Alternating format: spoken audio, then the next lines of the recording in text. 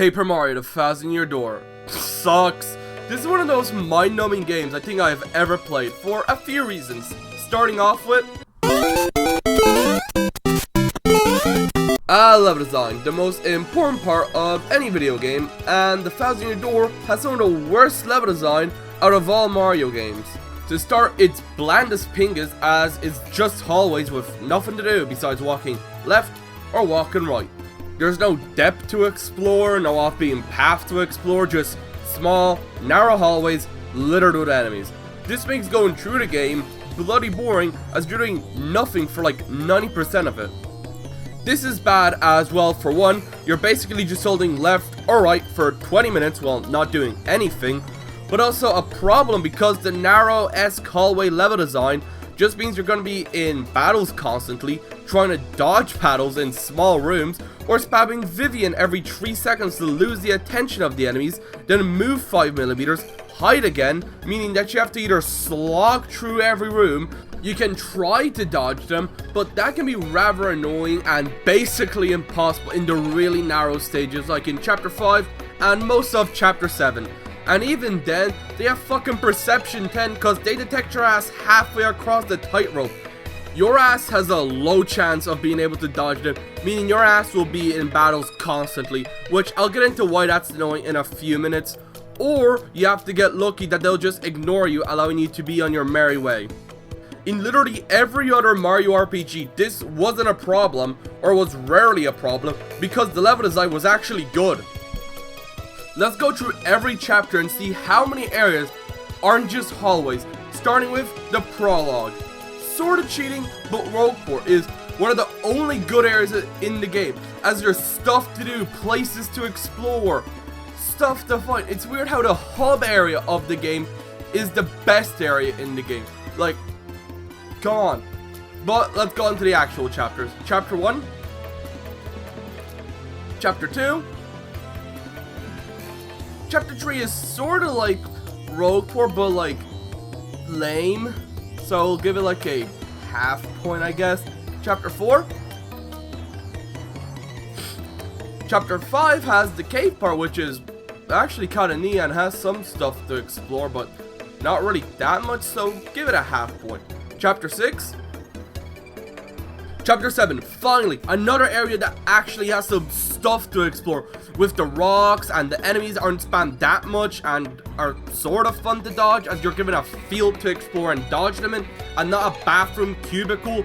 It's fun, and the fortress is also kind of fun to explore, with things to do, with the little mini games, and it was good besides it being basically impossible to dodge anything. And Chapter 8.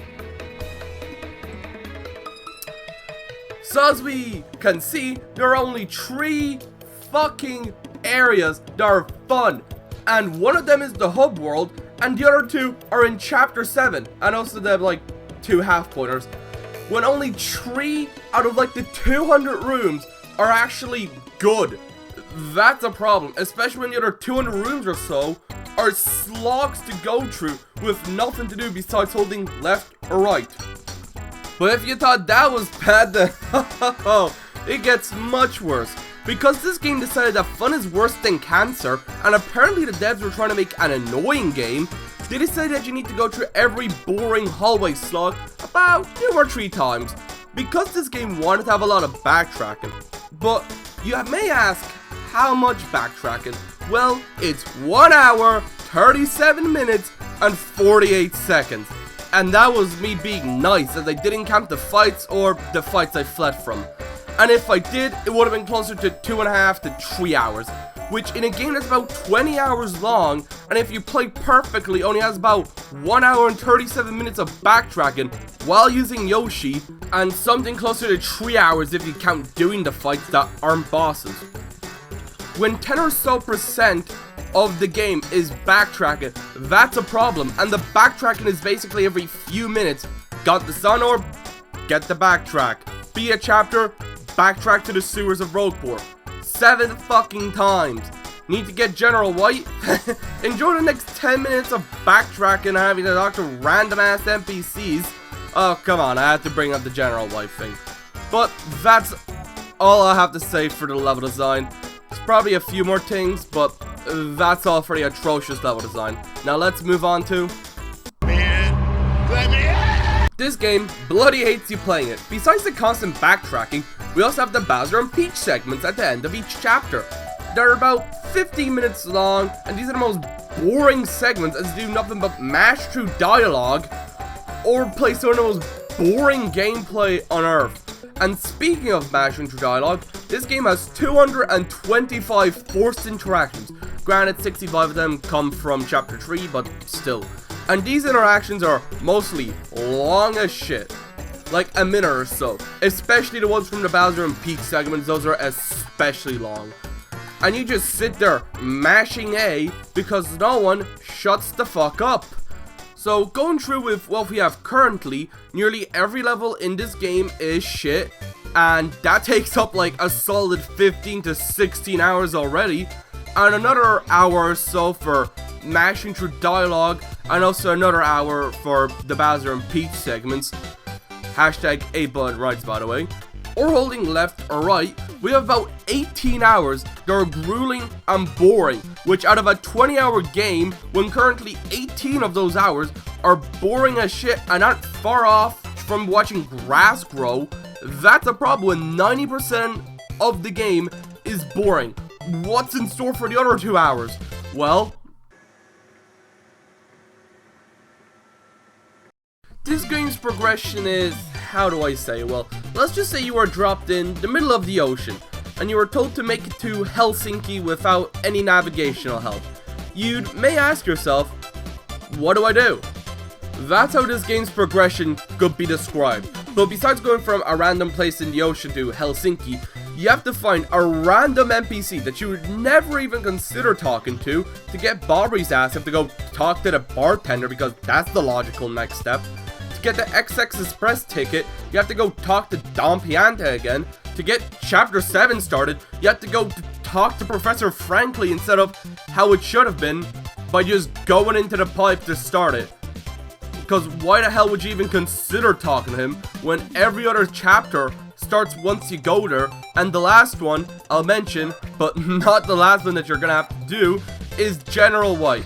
You have to talk to random ass NPCs until you can wake them up.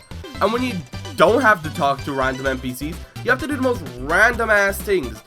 To get to Don Pianta, you have to be high on meth to figure out what you have to do to get the ability to talk to him. To talk to Don Pianta, you have to buy 2 random useless items in an order, then you have to answer 2 random questions, then you actually have access to him. To get the cave in Chapter 5, you have to hammer and ground pound the 2 mustached rocks. So if you want to go through the game first time, guileless, talk to the guy behind the petrol station in a black puffer jacket. But on a real note, don't actually do it, you'll get stabbed.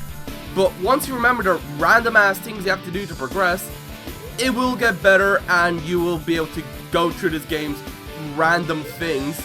But on a first attempt, you're completely fucked. And that's the problem with this game's progression. It's convoluted as shit on the first time, and I ain't gonna lie, I still get lost. But once you actually do memorize it, then it will be okay, but same goes for every game.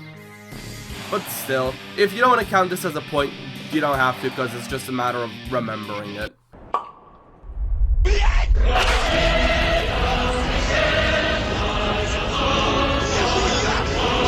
If you want to know how the Eastern Front felt for the average German, well, play the Files Near Your Door, because just like the Eastern Front, enemies swarm from narrow hallways to shit that getting into a fight is basically a guaranteed.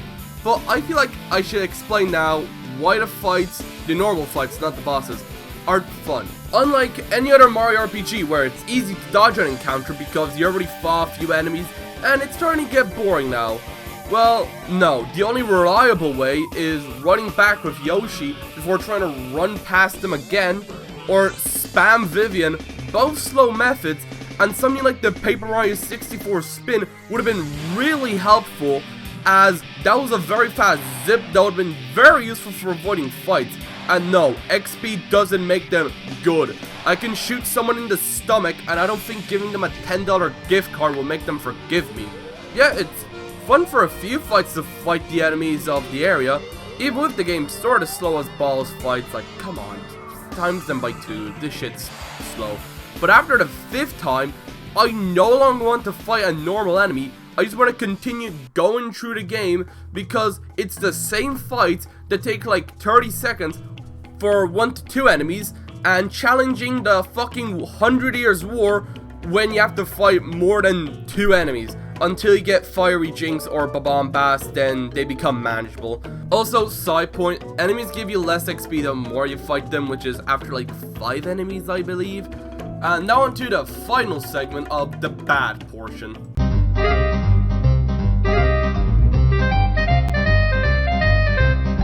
Now, I'll go through some chapter-specific things. Prologue, nothing. It's a tutorial, so nothing really here to complain about, as I'm not going to complain about a tutorial. It just teaches you how to play. Chapter 1, also, nothing really. It did the hallway design the best, with some minor things to explore, and enemies weren't spammed like how I spam militias in Call of War. So, congratulations, Chapter 1. You did well and you passed the hallway test. You should have been like every other hallway should have been. Chapter 2, the punies are annoying as shit to control, as the little shits constantly lose themselves and backtracking to actually go get them, especially if they fall. If they fall, I'm once away from turning off the console. Chapter 3, progressing this chapter is a bit confusing. I got lost progressing to Major League the 1st, 2nd, and 3rd time. Also, it takes like a minute to get a fight started, which is like 20 fights, so it's a bit annoying.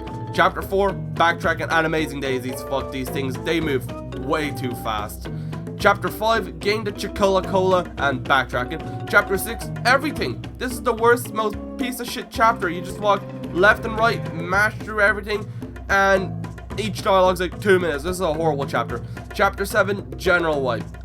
Come on, you knew I was gonna say this for Chapter 7, come on. Chapter 8, kinda just meh. I liked the boss fights, they were good, and holy shit, for a few hoarders, don't prepare for this chapter. This chapter will prepare you itself, so just don't even bother bringing in ultra mushrooms or jam and jellies. This game will make sure that you're prepared. And that's all that makes me want to play Thousand Year Door about as much as I want to sit in traffic, because like 90-95% of the game is a 0 out of 10, and the other 5% that's actually good don't make up for the 18 or 19 hours that are so fucking boring that makes seem sleeping on the road as a better alternative for enjoyment. But that's all the horrible things in this game. Now let's move on to some things that I think are meh.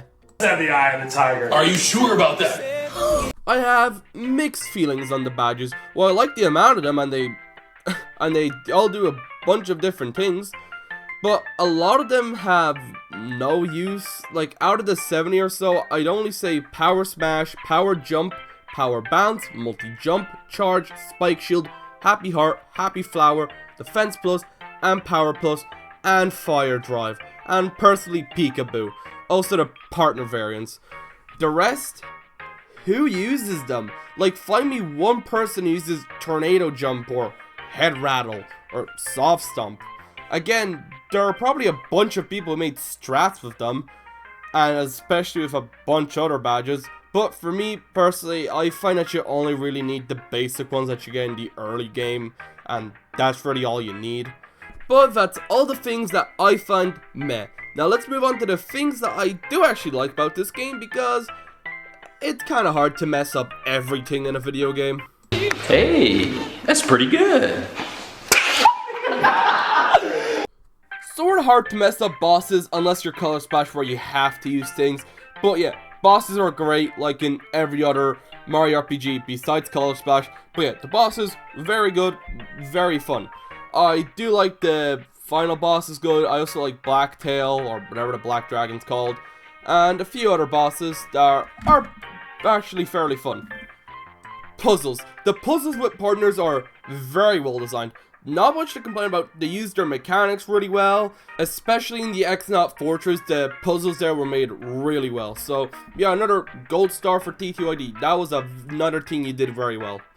And the final thing that I like in this game is the difficulty. Like in every other Mario RPG, it's pretty easy to adjust the difficulty once you just get good enough at the game, so you can make it harder to actually challenge yourself. You know, just switch around some equipment and you'll be having a better time if you find the game just too easy. And those are all my thoughts on the 1000-Year Door. And my final verdict is a 2.5, or on a good day, a 3 out of 10. And that's the end of the video. If you like what you saw, like and subscribe, and I'll see y'all later.